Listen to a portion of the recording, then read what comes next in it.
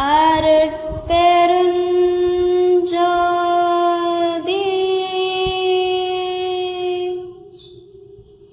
அருட்பெருஞ்சோதி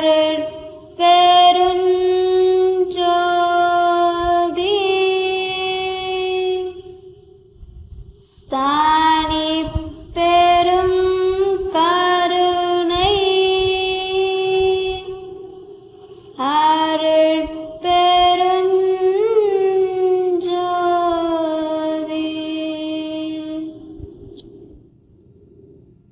இங்குள்ள நீங்கள் எல்லவரும் இதுவரைக்கும் இருந்தது போல் இனியும் வீண் காலம் கழித்து கொண்டிராதீர்கள். இது முதல் சாலைக்கு ஆண்டவர் போகின்ற 10 தினமாகிய கொஞ்ச காலம் வரையில் நீங்கள் எல்லவரும் நல்ல விசாரணையில் இருந்து கொண்டிருங்கள்.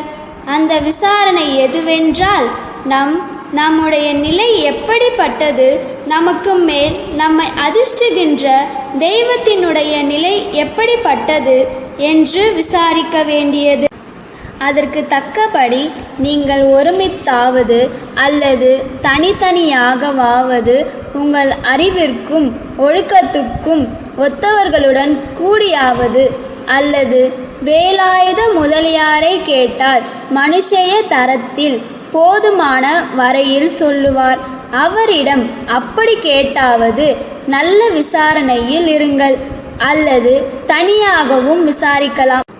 இவ்விசாரணை முகத்தில் இருந்தால் நமது ஆன்ம அறிவை விளக்கமின்றி மூடிக்கொண்டிருக்கின்ற அனந்த திரைகளில் அழுத்தமாயிருக்கின்ற முதல் திரையாகிய பச்சை திரை முதலில் நீங்கிவிடும். அது நீங்கினால் மற்ற திரைகள் அதிக விரைவில் நீங்கி போய்விடும். அந்த பசுமை வர்ணம் எப்படிப்பட்டதென்றால் கருமைக்கு முதல் வர்ணமான பசுமை இருக்கின்றது. இப்படிப்பட்ட அழுத்தமான திரை நீங்க வேண்டும் என ஸ்தோத்திரத்தும் தெய்வத்தை நினைத்தும் நமது குறையை ஊன்றியும் இவ்வண்ணமாக இருக்கின்ற போதும் படுக்கின்ற போதும் இடைவிடாது இவ்விசாரணத்தோடு ஆண்டவர் நமக்குண்மை தெரிவிக்க வேண்டும் என்கின்ற முயற்சியுடன் இருந்தால் தெரிய வேண்டியதை தெரிந்து கொள்ளலாம். அவ்விசாரம் பரம் அபரம் என்று 2 வகையாயிருக்கின்றது. இவற்றில் பரம் பரலோக விசாரம், அபரம் இகலோக விசாரம். இவ்விரண்டில் இகலோக விசாரம் அல்ல. சாதாரணமாக ஒருவன் விசாரம் செய்து கொண்டிருக்கின்றானே என்றால் விசாரம் ஆகாது, உண்மை விசாரமும் அல்ல. ஏனெனில் விசாரம் என்கின்றதற்கு பொருள் விசாரம் என்பது சாதாரண உலக விசாரத்தை மறுக்க வந்தது. அது மேலும் பரலோக விசாரத்தையே குறிக்கும் பொருட்டு வந்தது. ஜலத்தில் இருக்கின்ற பாசியை நீக்குவது போல் நமது ஆன்மாவை தெரிய விடாமல் மூடி இருக்கின்ற பச்சை திரையாகிய ராகாதிகளை விசார அதி உஷ்ணத்தால் அல்லது மற்ற உஷ்ணங்களால் நீக்க முடியாது. அந்த உஷ்ணம் யோகினுடைய அனுபவத்தில் தெரியும்.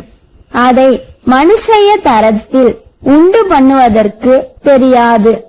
அந்த விசாரத்தை விட ஆண்டவரை ஸ்தோத்திரம் செய்கின்றதிலும் தெய்வத்தை நினைக்கின்றதிலும் அதிக உஷ்ணம் உண்டாகும். யோகிகள் வனம், மலை, முளை முதலியவற்றிற்கு போய் 100, 1000 முதலிய வருஷங்காலம் தவம் செய்து இவ்வுஷ்ணத்தை உண்டு பண்ணி கொள்ளுகிறார்கள். இப்படி தவம் செய்து உஷ்ணத்தை உண்டு பண்ணி கொள்ளுகிறதை பார்க்கிலும் தெய்வத்தை ஸ்தோத்திரம் செய்கின்றதிலும் நினைக்கின்றதிலும் இதைவிட கோடி பங்கு 10 கோடி பங்கு அதிகமாக உஷ்ணம் உண்டு பண்ணி கொள்ளலாம். எவ்வாறெனில் ஒரு ஜாம நேரம் மனதில் இக விசாரம் இன்றி பர விசாரிப்புடன் ஆன்ம நிகழ்ச்சியோடு தெய்வத்தை சிந்தித்து கொண்டாவது அல்லது ஸ்தோத்திரம் செய்து கொண்டாவது இருந்தால் நாம் பெற வேண்டியதை பெற்றுக்கொள்ளலாம். ஆதலால் இவ்வுலகில் விசாரம் என்கின்ற உண்மை தெரியாது. விசாரம் என்று வழங்கி அதை துக்கமே என்று சொல்லுவார்கள். நாம் அப்படி அர்த்தம் பண்ணக்கூடாது.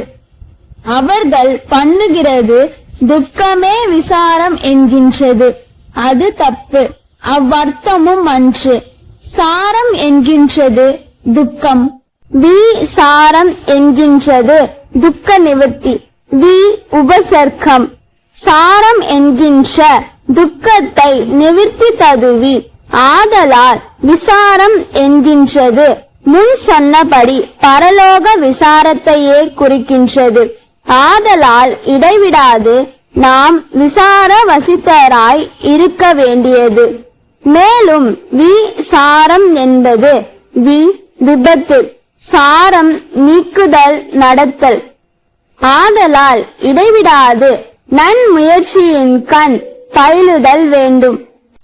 மேலும் சிலர் இது ஆண்டவர் வருகின்ற தருணமாக இருக்கின்றது, இத்தருணத்தில் முயற்சி செய்வானே, ஆண்டவர் வந்தவுடனே பெற வேண்டியதை நாம் பெற்று கொள்ளப்படாதோ என்று வினவலாம். ஆம், இஃது நாம் வினவியது நலந்தான். ஆண்டவர் வரப்போகின்றதும் சத்தியம்தான். நம்மவர்களின் திரை நீங்க போகின்றதும் சத்தியம்தான். நீங்கள் எல்லாரும் பெற வேண்டியதை பெற்று கொள்ளுகின்றதும் சத்தியம்தான். ஆனால் முன் சொன்ன ராக சம்பந்தமான பச்சை திரை 2 கூறாக இருக்கின்றது.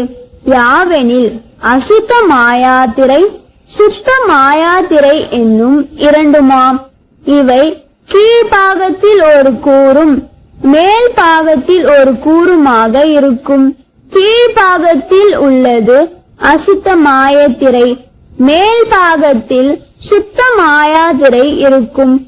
இவற்றில் அசுத்த மாயாத்திரை இகலோக போக லட்சியம் உடையது.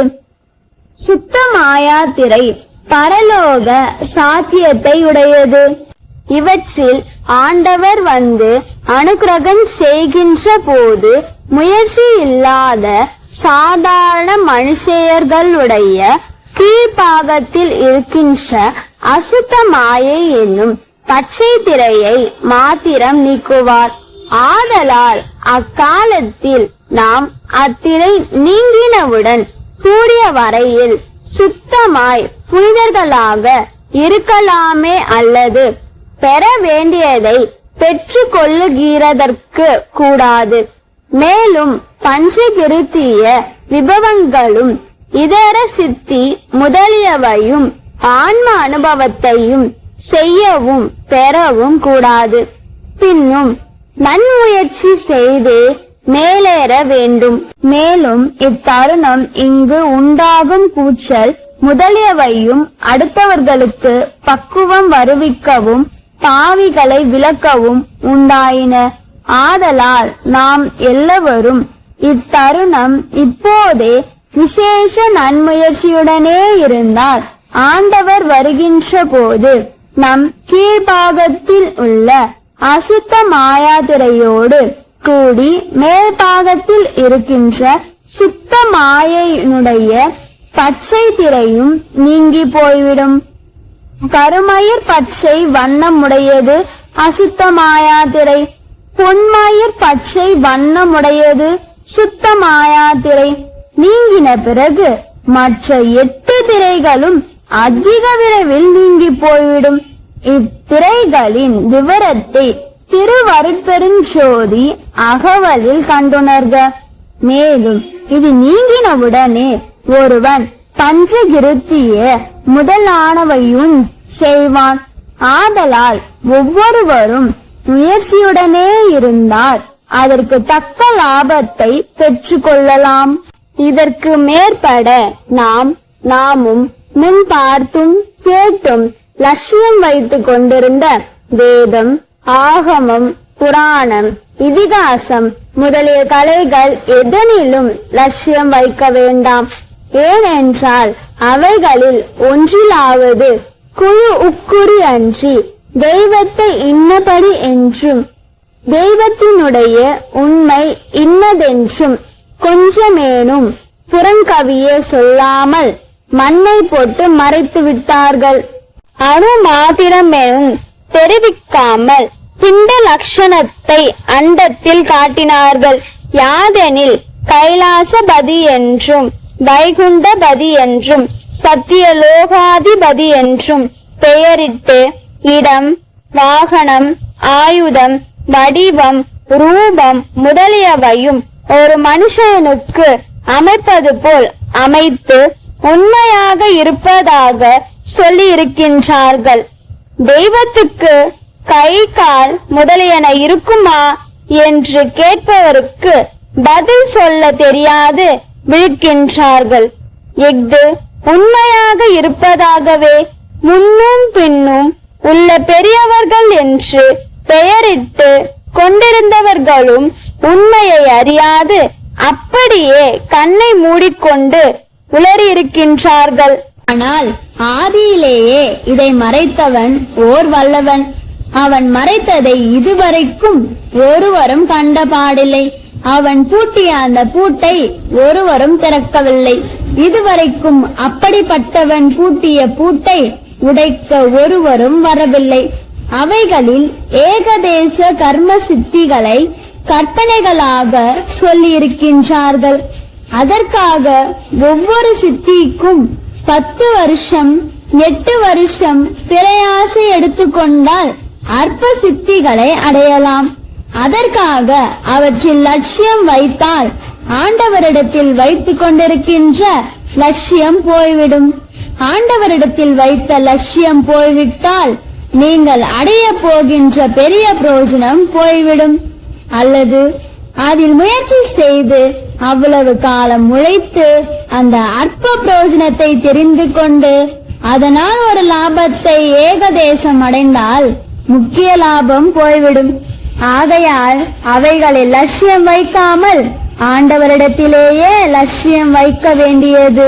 முன் சொன்ன ஏகதேச சித்திய கற்பனை என்கின்றது வாசக பெரு விண்ணப்பத்தாலும் இயல் வேதாகமங்கள் புராணங்கள் என்ற அருள் விளக்க மாலை பாசுரத்தாலு முணர்க. மேலும் அதற்கண்ட குறிப்பையும் தெரிந்து கொள்ளுங்கள்.